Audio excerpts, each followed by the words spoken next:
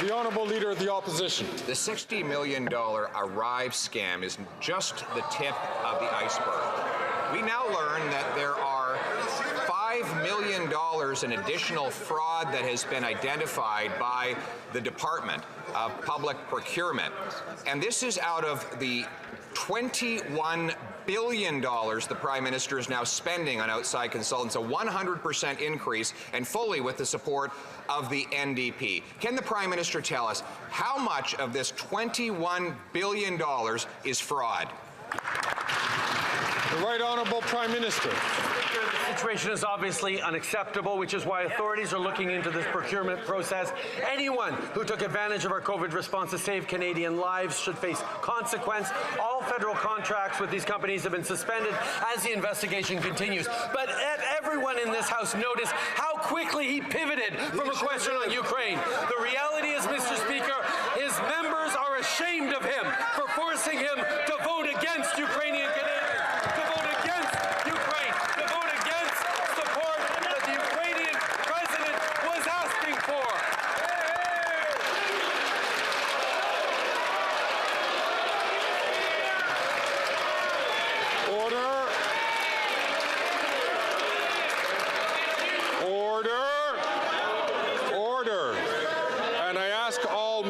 To please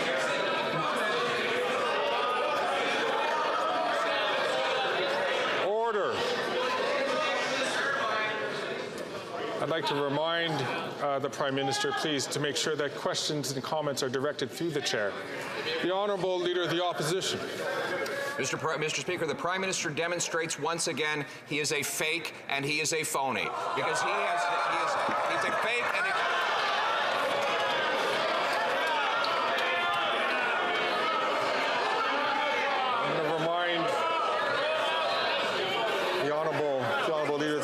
is a very experienced member of Parliament, and I know that he would understand that that kind of a statement that directed to an individual would not be considered parliamentary. So I'll ask the honourable member to continue with this question. The Prime Minister is a fake and a phony on this issue, just like on everything else. He sends...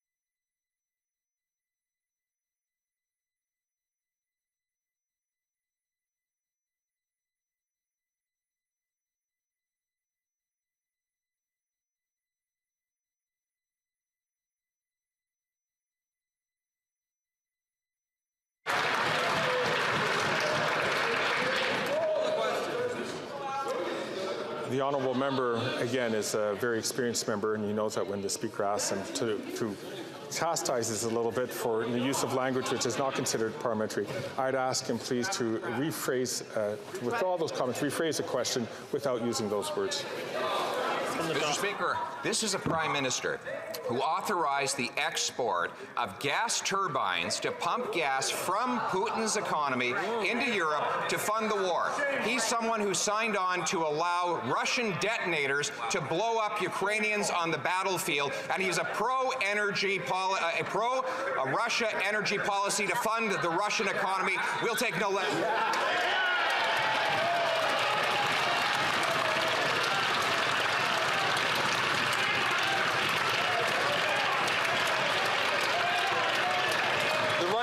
Prime Minister. That is pretty weak sauce from the Leader of the Opposition. The reality is, President Zelensky. I see that the opposition House Leader is asking members to be calm. I'm going to ask all House Leaders to please ask all of your members from all sides to be calm. So, and I'll ask in particular the member from Dufferin-Caledon, please, to hold on until he has the time to speak. So, the Honourable Prime Minister, please. Mr. Speaker, the Leader of the Opposition is flailing in every way he can to try and divert the attention from the fact that his members voted against a request by President Zelensky himself to support a Canada-Ukraine free trade deal. The reality is his constituents across the country feel betrayed by the Conservative Party voting against Ukraine.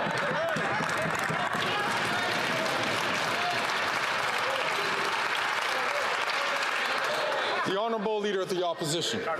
The Ukrainians asked for us to give missiles that Conservatives support to Ukraine, not to give turbines and detonators to Russia, which is what he has done. He has failed Ukrainians abroad, and he's failed Canadians at home. Canadians are good and decent people. They don't have to live this way. They do not have to give up the things they used to take for granted, like affordable food and homes, all for the incompetence and ego of one man. He is not worth the cost or the corruption. Will he call a carbon tax election so Canadians to decide?